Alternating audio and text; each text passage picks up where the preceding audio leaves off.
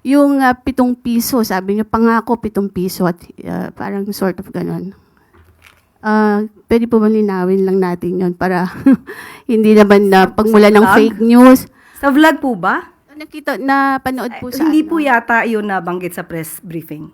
Opo, hindi po sa press briefing. Parang you're talking na pinapakita niyo pa yung SONA something ni PRRD.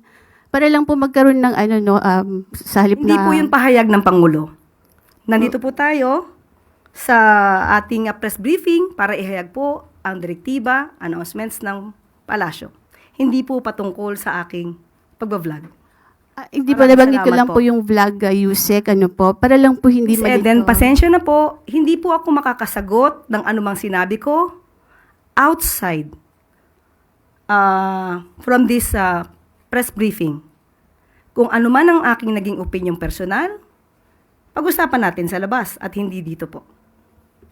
Kasi po parang makaka-apekto rin po dun sa mga ng Pangulo na medyo iba yung nababanggit. Opo, Miss nila. Eden, kung ano po ang inyong pakay patungkol po dito, inuulit ko po, ang aking pag-vlog ay wala pong kinalaman ang palasyo, ang Pangulo at ang gobyerno.